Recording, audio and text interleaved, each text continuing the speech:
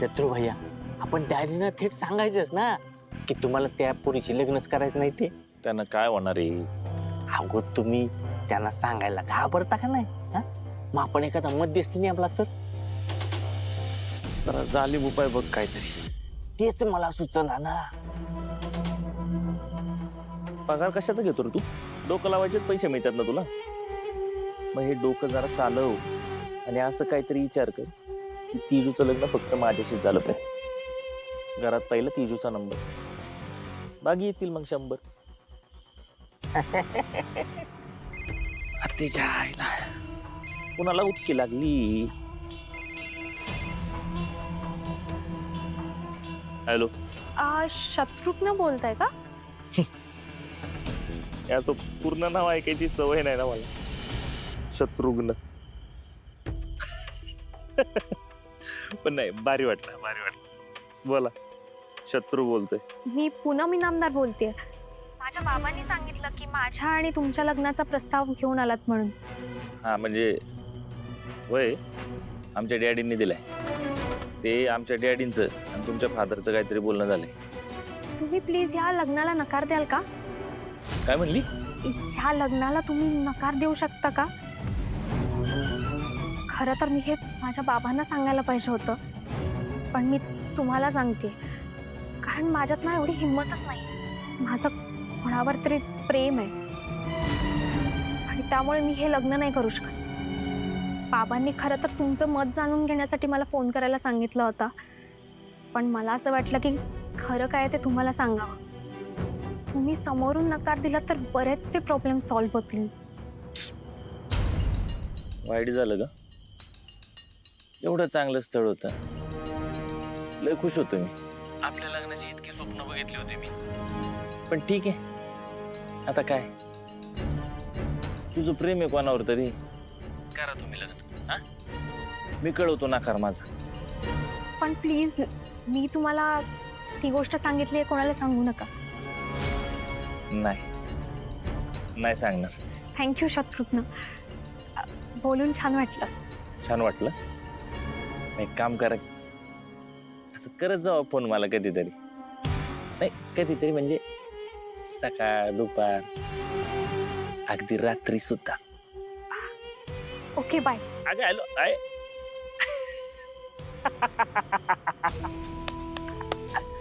छत्री. आपल्या वाट्यातला काटा आपोआपच निघून गेलाय. कसं काय? त्या पोरीने स्वतःहूनच लग्नाला नकार दिलाय. फक्त ती काय म्हणते माहिती का? मालक,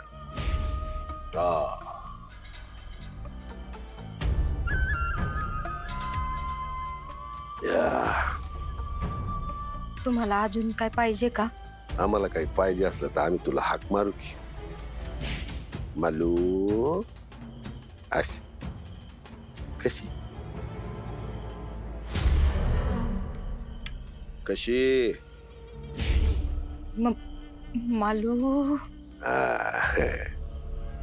ना आता काय ना. मालू लाग बघू चालू.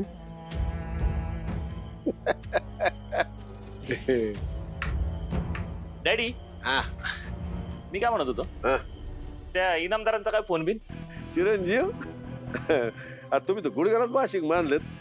किती उतावळ होत आहे. आधी लग्नच करायचं नव्हतं तुम्हाला आणि आता दम निघ ना. हाव तसं नाही, लग्नाची घाई नाही मला. आता तुम्ही एवढं तालेवर स्थळ बघितलंय म्हणल्यावर जरा त्यांच्या पण मागं लागता येत नाही म्हणा.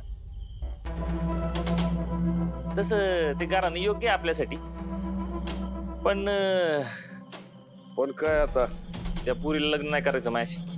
का? मगाशीच त्या इनामदारांच्या पुरीचा फोन आला होता. तिचं कुणावर तरी प्रेम आहे आणि त्यांना दोघांना लग्न करायचं असं म्हणत होती.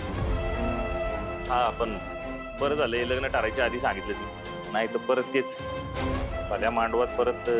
बस बस बस, आठवण बी काढू नका. हे लग्न होणार नाही. आम्हीच त्यांना प्रस्ताव दिला होता, आम्हीच तो माघारी घेऊ. काळजी करू नका, आम्ही बघतो काय करायचं ते.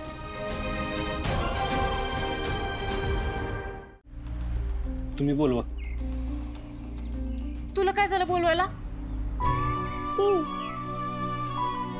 तुझं आणि वहिनीचं भांडण झालं म्हणून रुसलास ना तू? अरे पण अशी उपाशी राहील ना ती. म्हणजे तिने काय बी खाल्लेलं नाही, सकाळपासून खालीच नाही कमली ती. तू बोलव ना तिला, तुझं ऐकल ती. दादा वहिनीला घेऊन ये खाली. हा जा. ती नाही आली ना तर आम्ही नाश्ता नाही करणार. नुसता नाश्ताच नाही, जेवण पण नाही करणार. हा हे कधी ठरलं? ठरलं आताच ठरलं. नाही खाणार. माझ्या पोटात किती बी दुखलं ना तरी बी नाही खाणार. चिमणी, कावळे, मोर काही बी ओरडले ना तरी बी नाही खाणार. तू आणि बहिणीने खाल्ल्याशिवाय नाही खाणार. नाही खाणार. तुमचं तुम्ही खाऊन घ्या म्हणून सांगितलं ना तुम्हाला मी. दादा तू किती पण चिड, किती पण रागव, आम्ही नाही खाणार म्हणजे नाही खाणार. तर वहिनी उपाशी राहिली तर आमच्या कशाखाली घास उतरणार आहे का दादा? नाहीतर काय, उपाशीच राहायचंय ना, मग आपण सगळेजण राहू. हा हा